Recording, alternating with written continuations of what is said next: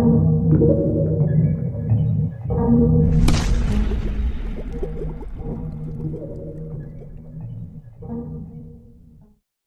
Bapak Ibu Saudara yang dikasihi oleh Tuhan.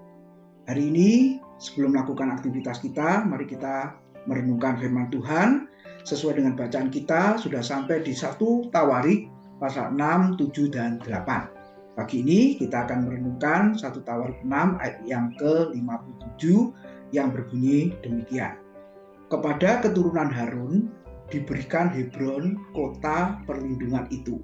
Kemudian Libna dengan tanah-tanah penggembalaannya, dan Yatir, lalu Estemoa dengan tanah-tanah penggembalaannya.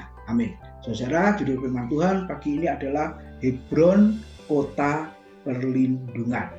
Kalau kita melihat kamus bahasa Ibrani, kata Hebron diterjemahkan dari kata Ibrani Kefron, artinya adalah persekutuan. Dan kalau kita melihat kitab Taurat, Bapak Ibu Saudara, khususnya kitab Bilangan, maka kota Hebron atau pegunungan Hebron itu dihuni oleh keturunan Enak. Dan kita melihat ketika mereka jadi pengintai, saudara, mereka memberikan laporan kepada Yosua, kepada Musa ya. Di situ dikatakan bahwa keturunan Enak adalah bangsa raksasa. Dan itu ditakuti oleh 10 pengintai. Tapi Yosua dan Kaleb menenteramkan hati bangsa itu dan memberi kekuatan pada mereka, umat Israel, bahwa Tuhan ada beserta dan bisa mengalahkan para keturunan Enak itu. Dan ketika kita membaca Yosua 14 ayat 10, maka pegunungan Hebron itu diminta oleh Kaleb waktu dia berusia 85 tahun. Bayangkan umur yang sudah lanjut meminta pegunungan Hebron. Artinya Kaleb minta daerah yang penuh dengan tantangan, penuh dengan musuh pada saat itu. Nah, saudara, ketika kita membaca di 1 Tawarik 6 ayat 57, maka kota Hebron atau pegunungan Hebron tadi dikatakan diberikan kepada keturunan Harun, yaitu para imam, saudara. Mereka mendapatkan Hebron. Apa yang kita pelajari dari kota Hebron ini? Ternyata Alkitab tadi menjelaskan bahwa Hebron merupakan kota perlindungan dan juga tanah pengembalaan. Nah, bagi imam, pelayan Tuhan, saudara, pengembalaan itu sangat penting. Ternak untuk dipakai beribadah, kemudian dipakai juga untuk kelangsungan pelayanan di kemah suci. Nah, saudara, apakah pengembalaan pada masa kini?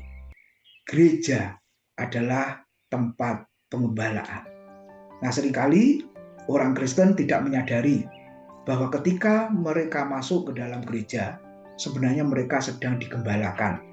Mereka ada yang namanya persekutuan dengan Tuhan dan persekutuan dengan saudara seiman yang lain. Ada lagu lama yang dulu pernah saya dengar, bunyinya seperti ini, saudara. Bawalah kehidupanku untuk digembalakan, jangan biarkan aku mengembara. Saudara, kita senang digembalakan atau senang mengembara?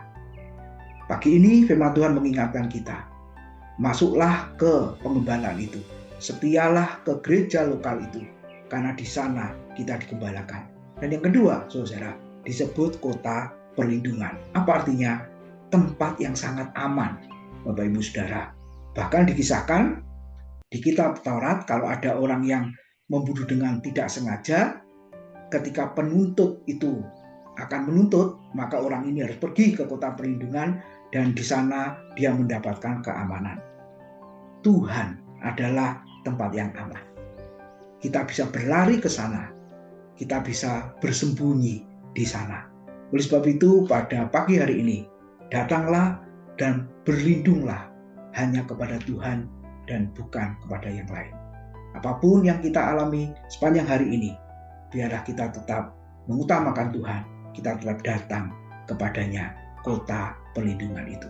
Kiranya Tuhan memberkati, selamat beraktivitas.